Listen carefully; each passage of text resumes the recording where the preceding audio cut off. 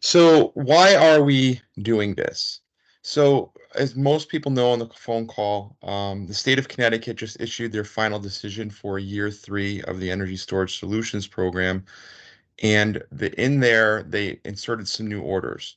One of the new orders was that they've asked the program administrator, so the Green Bank, Eversource, United Illuminating, to convene a working group to make recommendations on how to streamline our application process, and really in 4 key areas.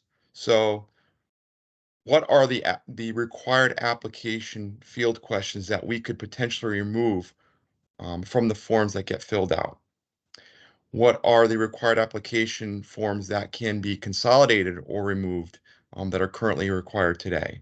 And then we're looking at a proposal, or at least a straw man, of what the application and enrollment processes could look like, potentially being able to combine a DERMS enrollment application with the existing energy storage incentive approval application. And then fourth is streamlining or reducing the requirements, including in the eligible contractor application.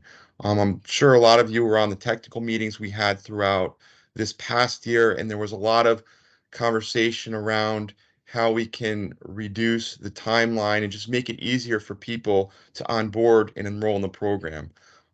Us as the program administrators, we've heard from a lot of stakeholders, and as you saw with some of the filings we made, we are very much on the same page in agreement that there does need to be changes to the application process. So really glad for everybody's partnership and involvement, and I'm sure we'll come out with really great results that will be beneficial to everyone. So thank you. And then, well, no, I have another slide here. Okay.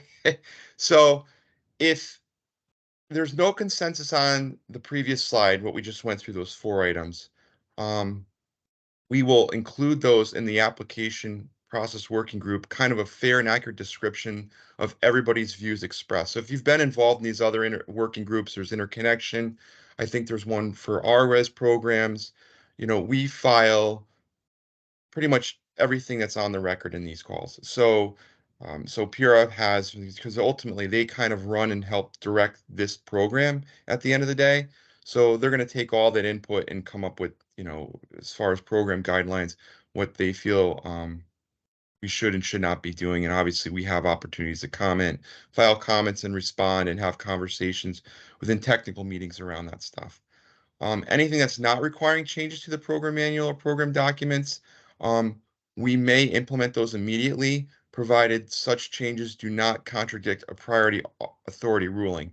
So as you know, like throughout the year, we have the technical meetings, we have interrogatories that need to get filed, and our final decision does not come out until December every year. So we really don't want to wait all the way until December to implement some of the changes that we're hoping to get done. If we have the technology and the resources and the ability to do something quickly, we'd like to be able to do that. And we think for the most part, I would say a lot of the stuff that we want to do more than likely won't require regulatory approval just based on how the program guidelines are laid out. Um, so I think that's how we plan to move forward here.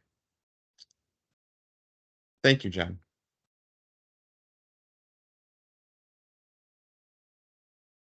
Awesome. Thank you, Rob.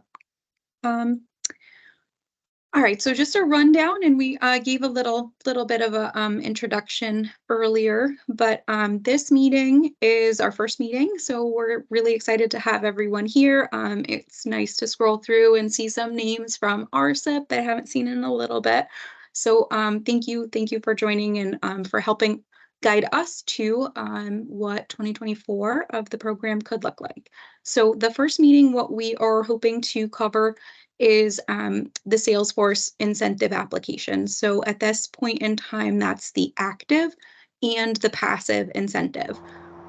So what we are going to do is go through a live demo, which some of the folks on the phone probably see this in their daily routines, but we're going to go through that start to finish, so the upfront and then the completion, to go through the items that are collected data-wise, and to go through the documents that are collected in the various stages.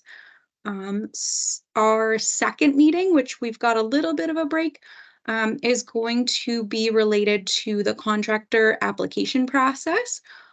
So a lot of you are already eligible contractors, which is awesome. This would be for contractors. I mean, you can definitely join the second meeting, but the second meeting is going to be geared towards the eligible contractor application, which is essentially a one-time process. The third meeting, we are going to dive into some of the DERMS enrollment. And then by the fourth meeting, we're hoping to have a wrap-up, a summary, something to share with everyone to show us what the future of the program looks like. So we did send out the meeting invite for the first meeting. Please stay tuned for the second, third, and fourth meeting. And later in the slide deck, we will show you where on our website we're keeping these dates, and then we will add all of the information that we're able to as we get through these meetings. But thank you for joining us. So we're going to jump into the Salesforce demo. And I'm going to stop sharing and I'm going to let Matt share.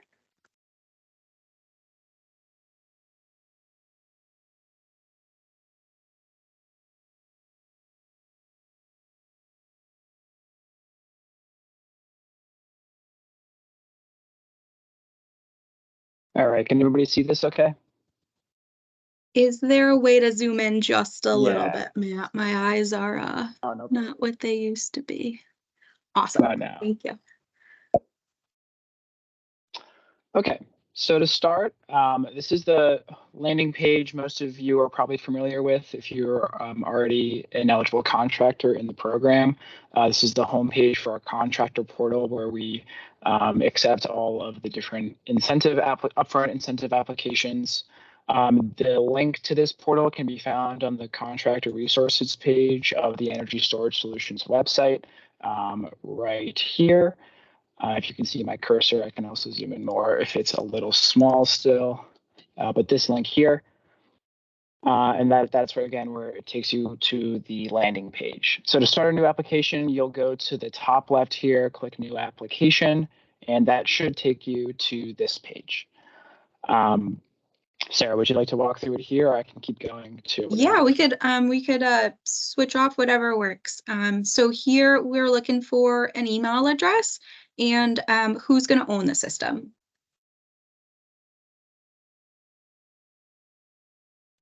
All right, next here we ask for the host information, whether it's a residential or a commercial project.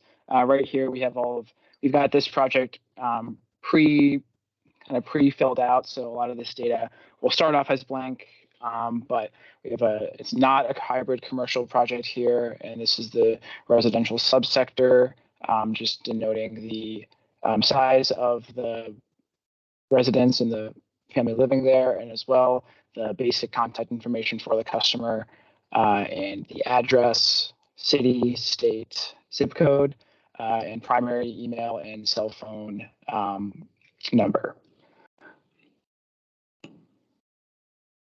Oops.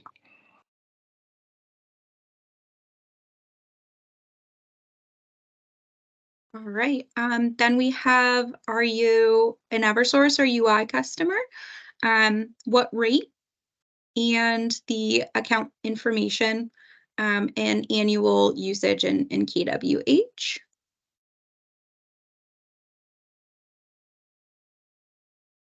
This next page is relatively new. As it's stated here in the recent final decision in docket 230805, the PURA ruled that third-party inspections led by the Connecticut Green Bank will now be assigned on an opt-in basis. So in the past, these inspections were also optional, but the customer had to opt out of them. Now we've just flipped that around. So if a customer wants to opt in, the contractor needs to check this box here to tell the program administrators that.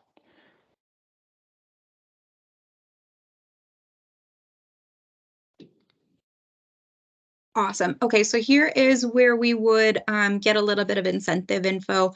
Is it a Grid Edge customer? Which that info is on our website if you're trying to figure out, are they a Grid Edge customer?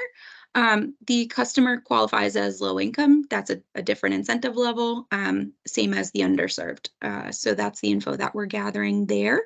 The installation location is, of course, just related to the battery. Is it indoors, outdoors? The coupling and system pairing, is it paired with solar? Is it standalone? Generation source info, what type of tariff, and the system size of the solar, and then program dispatch. Are you enrolling in active and passive, active only, passive only? And then are you a transfer customer from Connected Solutions? And then is your system already installed and energized?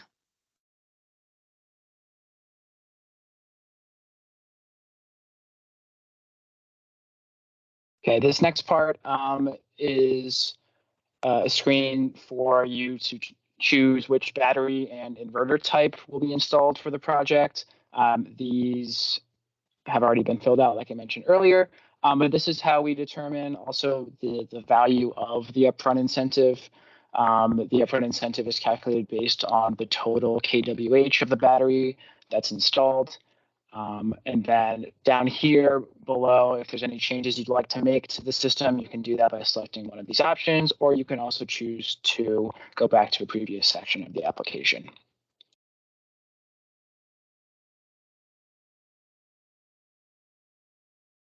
All right, and then here we are capturing the system financing type. Is it a purchase? Is it a lease? Is it a Smarty? And then the project cost. So this is for just the battery information, not anything related to solar, which we understand can get a little bit tricky sometimes, but just the breakdown there of the cost and the total battery cost.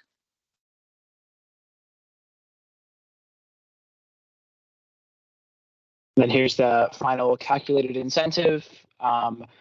The incentives here that are shown are, it's the incentive that you'll receive is the product of one of three formulas. The top one here is what most customers will probably use. Again, it's the total kWh of the system times the applicable incentive rate. And for this customer that isn't Grid Edge, isn't a low-income customer, and is not an underserved community, the standard rate is $250 per kWh. These other two formulas are used to cap the upfront incentive. If the formula up here doesn't hit any of those caps, you take the lowest value, which is $2,500. Again, this is all done automatically. Yep. Oh, go ahead. This is all done automatically, so you don't have to know the different incentive rules, and will also be reviewed by Green Bank staff just to make sure there wasn't any miscalculation. Awesome. Is there a way to further zoom in? I think we got a request for that. Sure. All right, and then the next screen, if you want.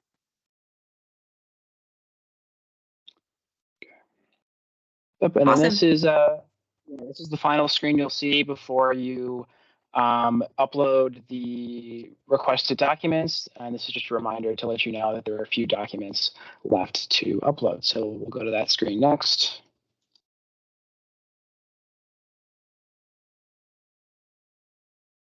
Okay.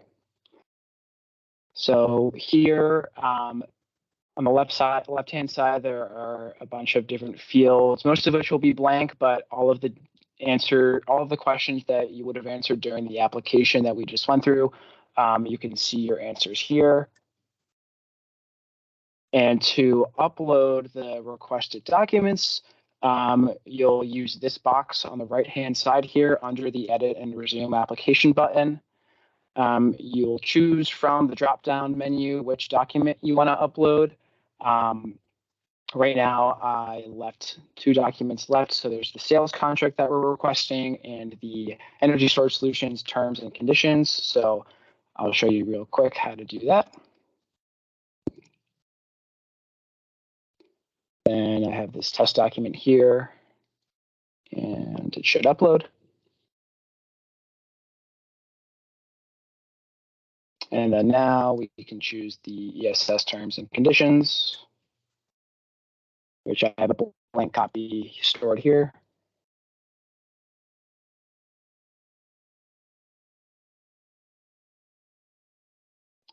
And now that the required documents have been uploaded, this new button pops up where you can submit it to the Green Bank for further review. And once you click that, we get a notification that it's been reviewed, and then our staff will go over it and make a decision on the incentive. Now, once this occurs and you'll receive a letter for reservation of funds, you'll install the actual battery, an inverter system, and that can take a few weeks to sometimes months. But once that happens, you'll then come back to this portal and find the project, and you'll complete what we call the completion application. And so this is a verification. It's a step to verify that the battery has been the battery in the original application was installed properly, and now we're going to go for that part of the application. So here, this is what the screen will look like for your project after it's been approved by the Green Bank and it's ready for completion. This button over here will say enter completion info, and you'll go into this screen flow.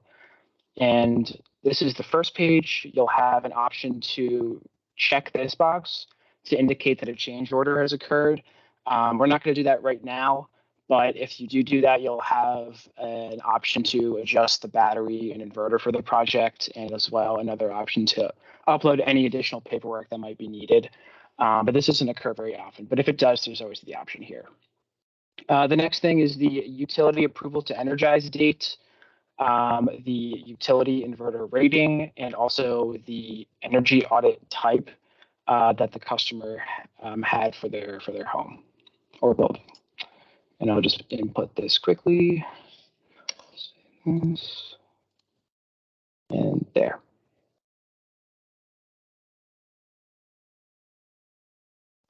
Then this next page is also pretty quick. This is just to verify who is receiving the performance incentive payment. So most of the time it'll be a host customer, but we do have the options for third-party recipients if that's necessary. And then also the percentage of the payments.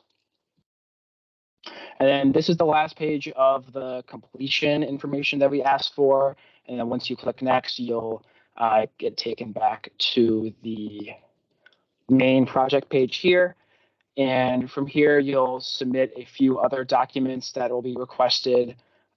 These documents we have listed are on our contractor resources page. Ooh, hold on. And they're listed here as well. Some of these are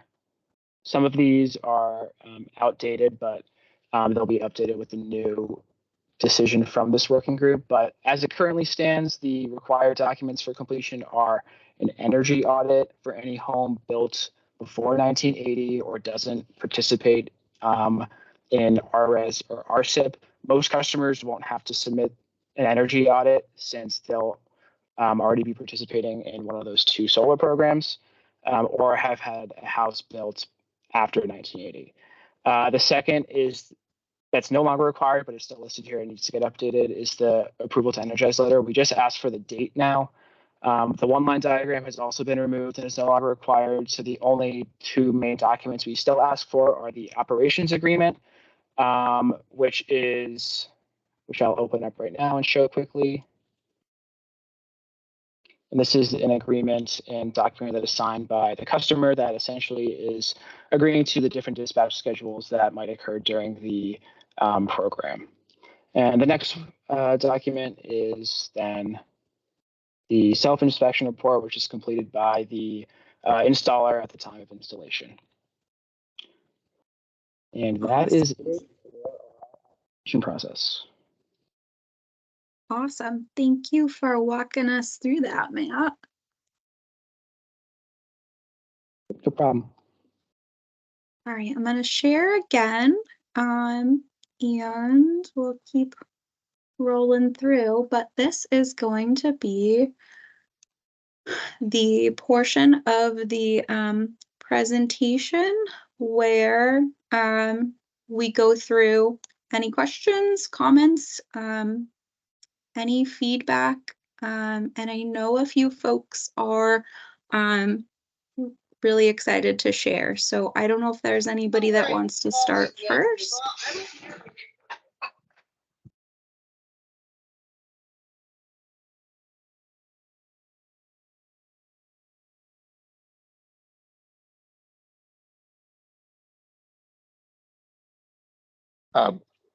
Hello, Hey, Jordan, why don't you go ahead?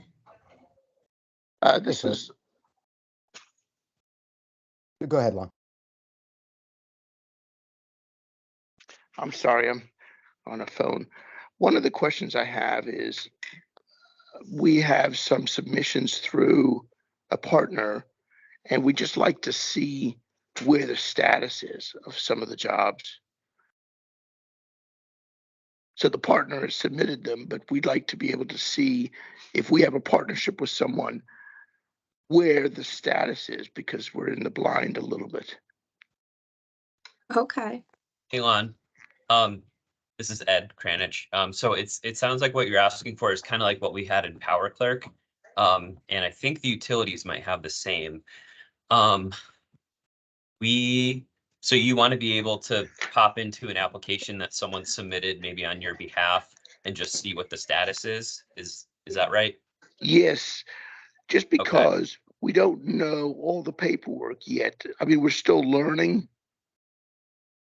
Yep. Like and I need to be able to understand the process and all the paperwork so that I can explain it when we sell new jobs.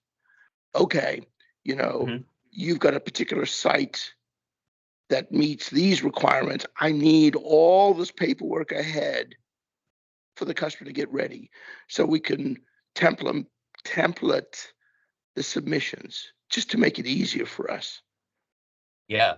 So I'm thinking of two. So there's one immediate solution that comes to mind for that, and that's we do offer contractor office hours.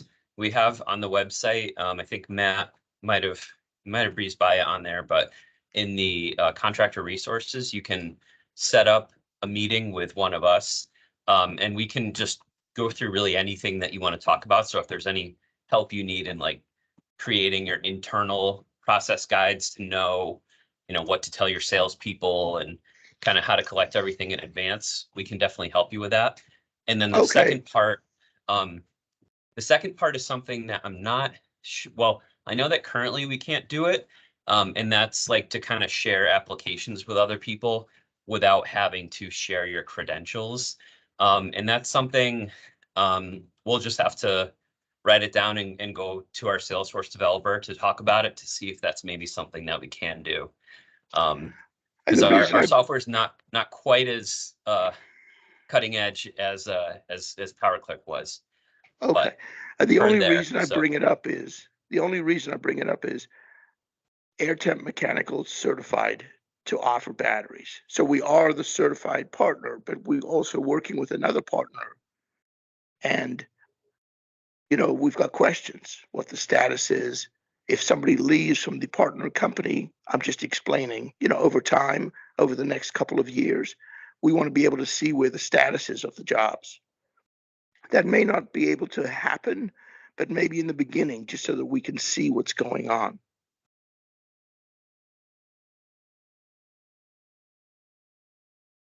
That's Yeah, all. I definitely understand that. So we'll take that as a to-do to look into to see, if that's feasible to put into Salesforce, because I do think that's a good idea. So so we can talk about that maybe on the next one when we do like follow-ups, I think. But I think that's a good suggestion. And if I can just clarify, you are talking about the status of the application. You're not talking about the status of any interconnection surveys, correct? It sounds like Well- the status of, oh, I'm sorry, go ahead. I agree, both, because we don't know.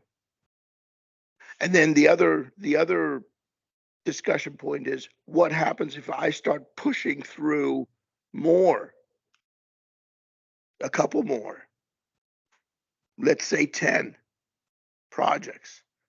Well, I think what You we're know. talking about here is just this would be the status of the application and whether it's approved or not in your reservation of funds. What we're talking about here wouldn't really have anything to do with the interconnection, either application or status of that interconnection evaluation. I agree. Oh, yeah, Bill. But if Bill, there's when I a, mentioned Power Clerk, that was, I'm just saying, like, as an analogy, Power Clerk has that ability, but Salesforce for ESS does not currently, where you can share statuses and you can share like certain high level info with anyone else. So that's something that we can, so this would just be a solution for the ESS incentive process and not for anything else. the only reason, I don't want to take up too much time. The only reason is there's a lot of engineering time that we need to define on where to spend that allocation. And what I mean is, if different jobs are going at a different speed through the approval process, then allocation of engineering time is maybe moved towards getting new jobs into the process. Does that make sense? We need to be able to start figuring out how long the cycle times are. It's all new, I understand. I'm just explaining what we're going through, trying to figure out, I mean, it's a lot of engineering. No, Go. and I would just say, to be fair, it sounds like the status goes above and beyond just the status of the project application that we're talking about here. Is that Because we safe? need to Is be it able to 'cause- tell the customer where the exactly status is. right? know, Right. It sounds like there's 3 different teams working on these. Yep, that's together. an accurate statement. Yep, absolutely. So at some point, I mean, if you can imagine, I've got 10 coming through, the other contractors have 10, each of us. I mean, we all want to know what the status is of the entire project. Sarah, we have that that flow chart, like that colored flow chart that's in the guide as well. It sounds like we could maybe update that with a little bit more information that would kind of help guide you as to, like, in these steps, you're in the Green Bank and like the Green Bank Salesforce platform. In this step, you're in the utility Power Clerk platform. Yes. And then in this step, you come back. So need just a to little bit of learn a the- guide for, yeah, okay. You know what I mean? Like if there's 30 steps in total, I just need to know what the 30 steps are, and then I'll learn it from there. Yeah. I'm sure everybody else will too. So, okay, that's it. Yeah, definitely. Yeah. Okay. Awesome. Thank you so much for sharing, Lon. Hey, All right, hey, folks. Jordan, do you want to jump in? Yeah. Yeah, thanks for the time. And thanks for the presentation. Am I able to share my screen as part of this, or yeah? Yes. Okay, let me try to do that. I have way too many windows open. Here we go. Can you all see that? Yes. Okay, Yeah. cool. You could zoom in a little bit, maybe, if you wanted. Let's see if I'm able to do that.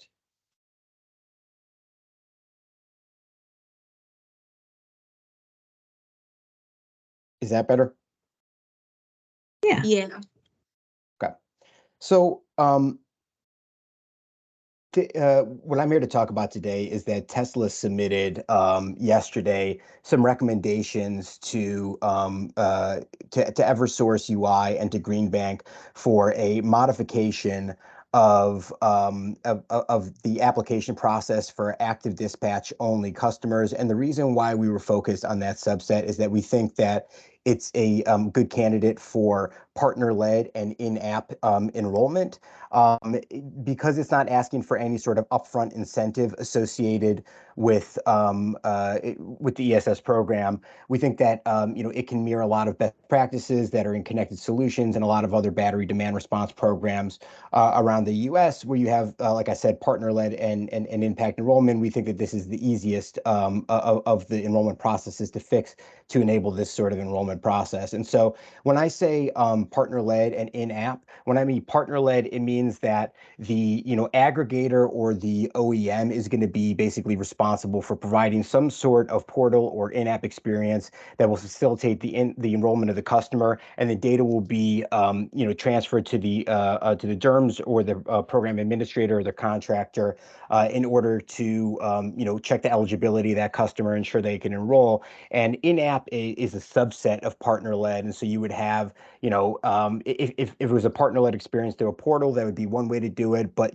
Tesla's preferred mode for doing this, and what we've done in other territories, has been in-app. And so these are recommendations that we made as part of the recent ESS docket. And we identified, I think, 8 documents and 3 different processes that we think needed to be eliminated or modified as part of the program manual in order to allow for this. We also recommended a second best option, which is that a lot of this information has already been collected by EDCs, and if EDCs could communicate the information directly to GreenBank, you could allow for an in-app enrollment by a customer on the front end, or partner-led enrollment on the front end, and then just have coordination between EDCs and GreenBank on the back end to provide that information to each other.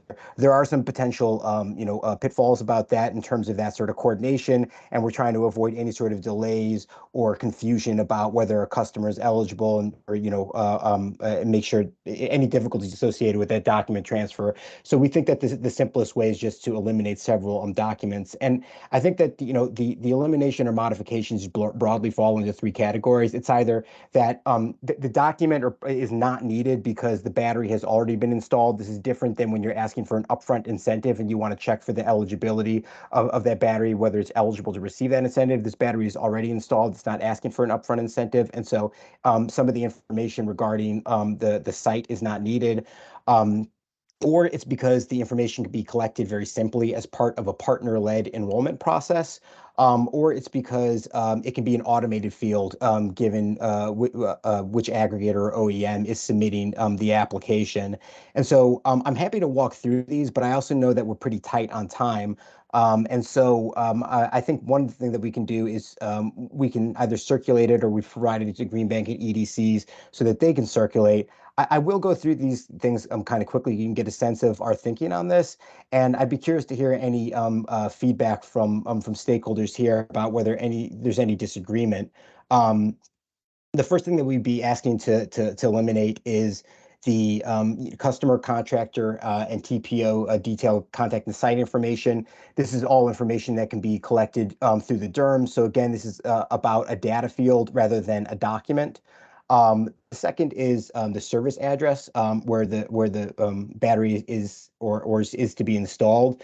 And again, the customer can just provide a utility account number in a portal or in an in-app experience rather than having to submit documentation associated with that. The designation of operator responsible for last mile communication or device being dispatched.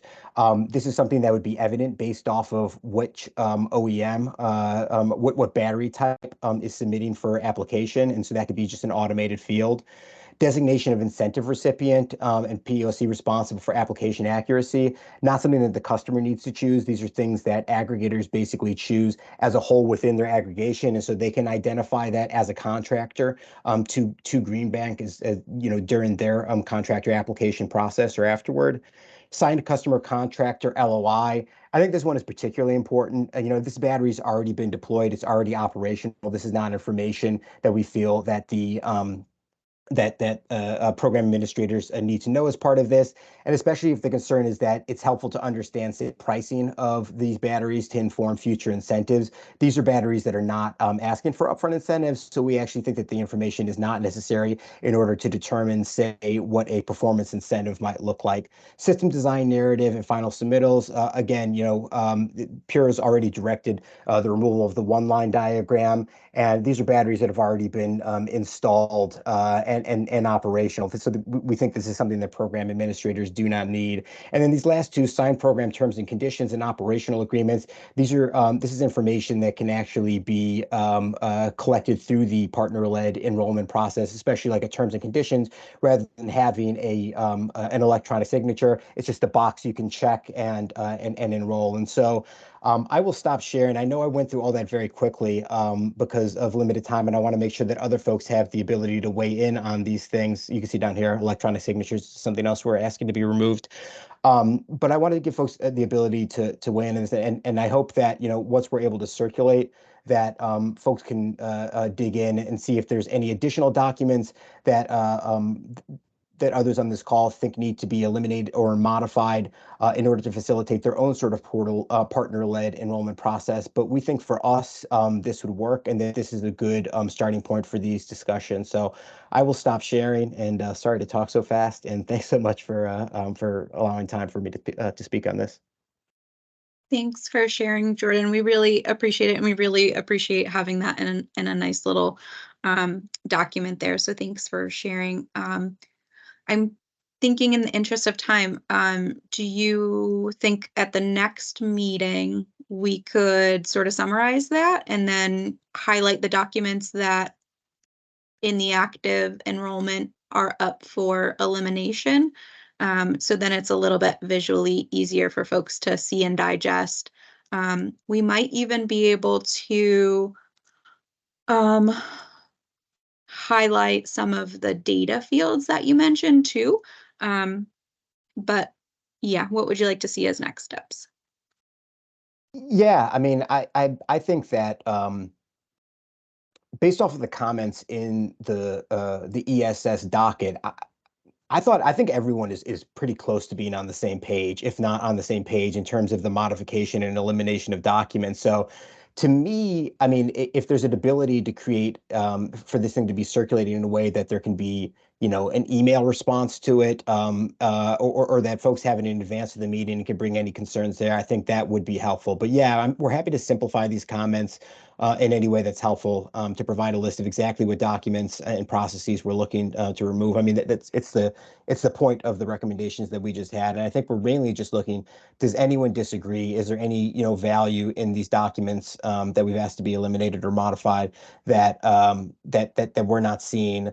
And if so, we should think about other ways that we might be able to convey that information. And there's what is it, 60 different stakeholders on here, and so I just want to make sure that we're not stepping on toes and that there's not anyone who disagrees with this. And just to reiterate, we are talking about only active dispatch only, and so it sounds like that the enrollment process that was run through earlier would still exist for the passive dispatch. We're happy to engage on that topic down the line. But we think that, especially with the sunsetting of Connected Solutions on December 1st, and the summer dispatch season only a few months away, we want to make sure that this is something that's open to Connecticut customers, especially those that are no longer able to enroll in Connected Solutions. So, but to answer your question, happy to circulate, and then next meeting we're happy to dig in if there's an opportunity for that.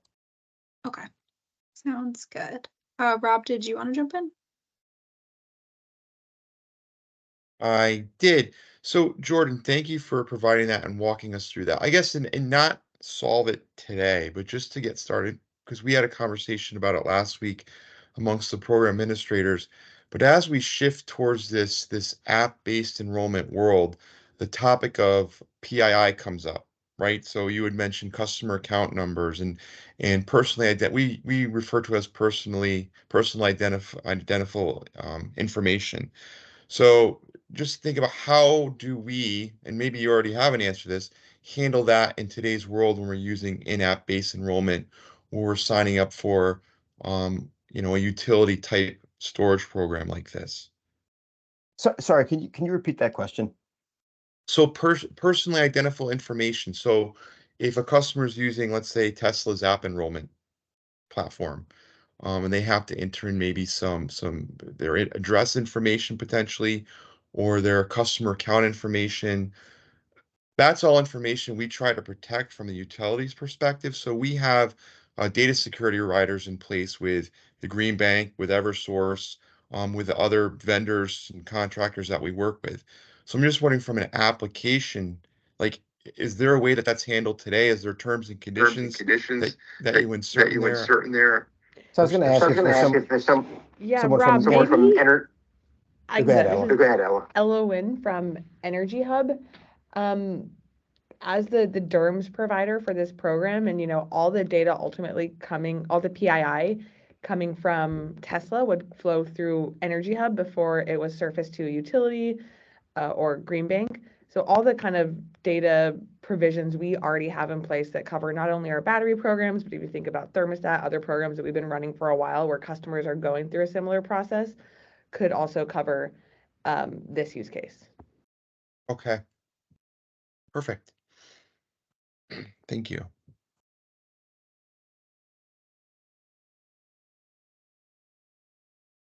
Any other questions about that proposal? Or comments about something else? Thank you, Jordan. Yeah, thanks so much, Jordan.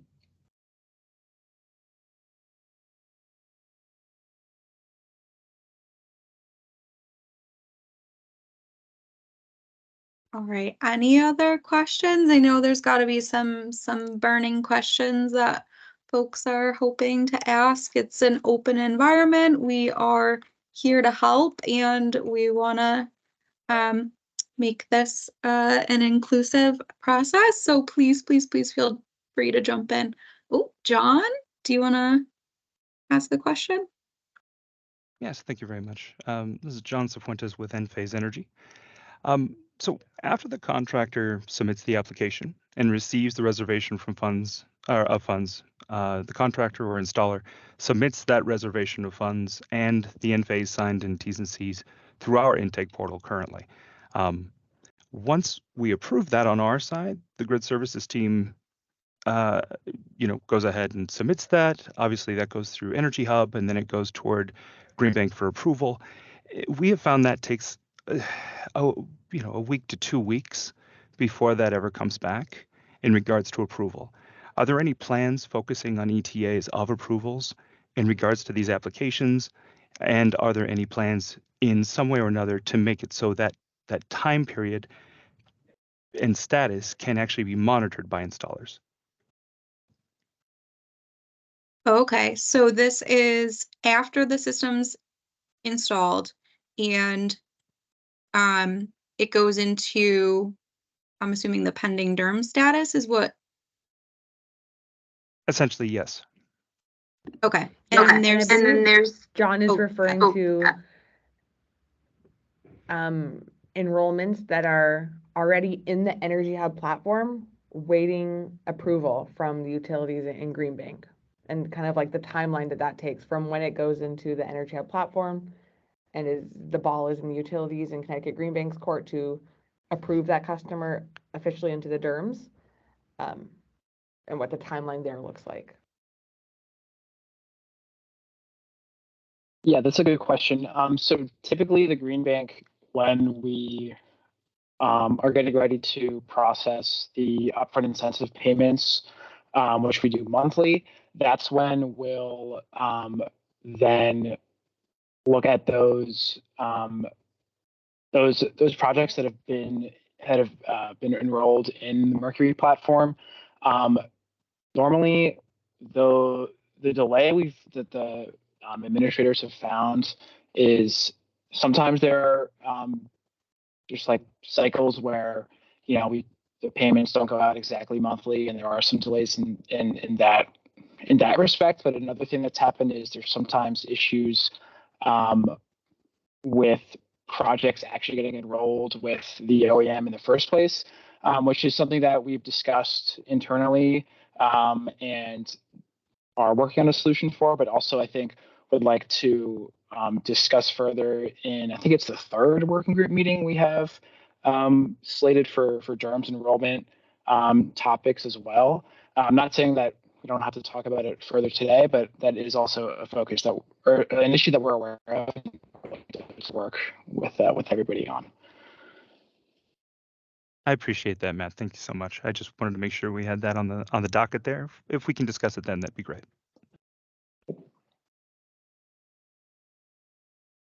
Awesome. Thank you, John and Matt, for those questions.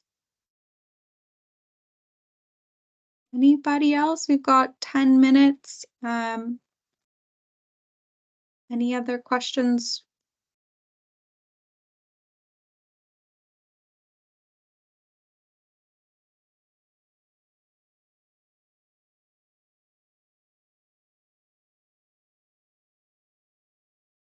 Awesome. Jessica, you want to jump in? Hi, thank you for taking the time to do this today. It's been quite informative. I'm wondering if on kind of the end of the process, is there's any plans in the future to have an email or correspondence that sends out to either the contractor or the customer to say, you have been enrolled in the system, things are completed, this is when you will begin your dispatch season.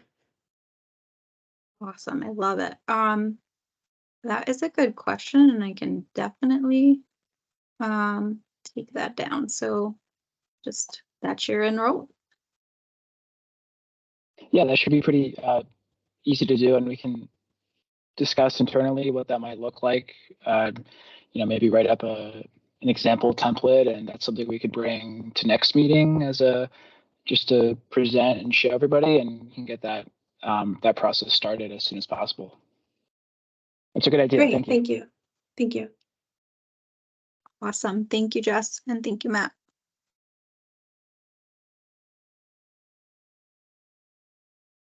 Great, Tony, we've got a question coming in.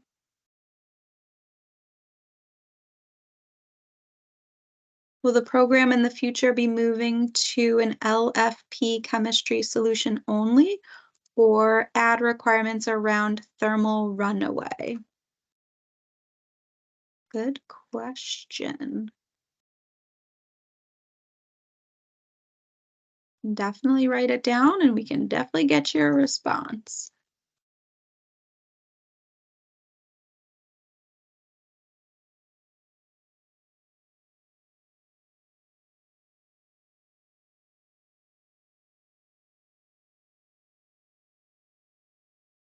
I do have a question also in the Q&A.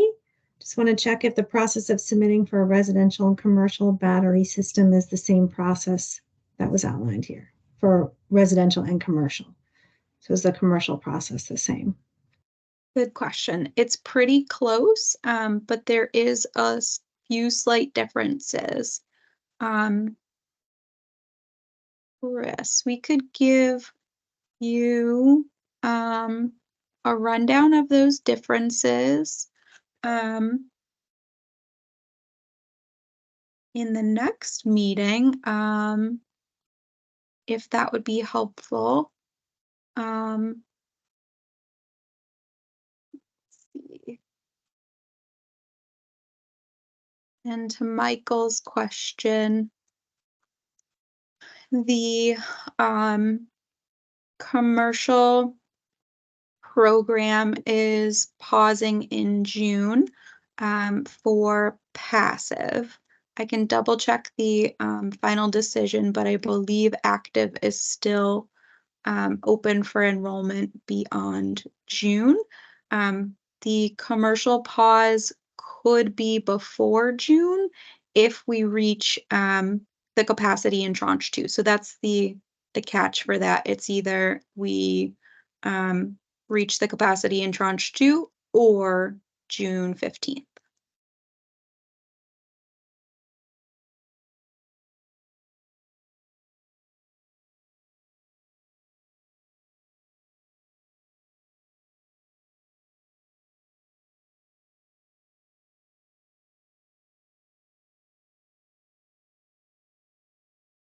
All right, your last few minutes to ask a question or make a comment.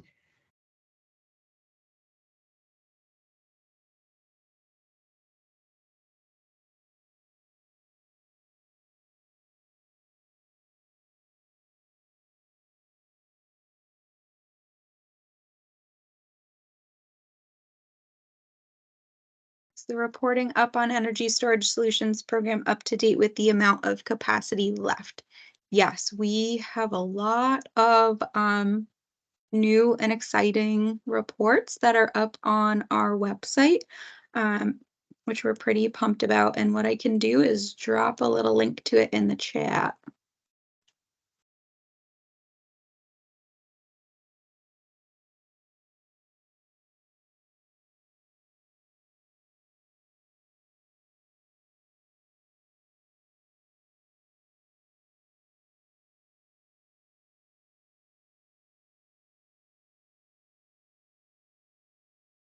All right, any other questions, comments?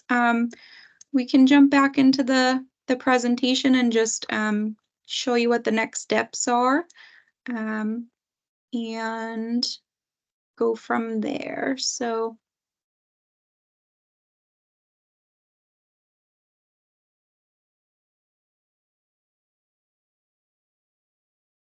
we have everything posted up on the Energy Storage CT website. We are planning on posting the meeting recordings. If we're able to transcribe the meeting, we can put that up there as well. The future meetings will be listed as well. We talked about those at the beginning. And then please join us for the next couple of meetings. And then if you do have questions in between, please reach out to the energy storage email address here, or feel free to reach out to any of us at the Green Bank here. Can definitely help guide you through any questions you have. And just want to thank everyone for taking the time to join us and to help navigate us through creating a better program, and I look forward to working with you in 2024. So thanks Great. for joining us. Yep, thanks. I'll be sending out those meeting invites today or probably tomorrow. And feel free to forward to anyone else who you think would like to join us. Awesome. Thank you, Jen. All right. Thanks, everyone. Thank you very much for your time. I appreciate you. Thank you. So. Thank you.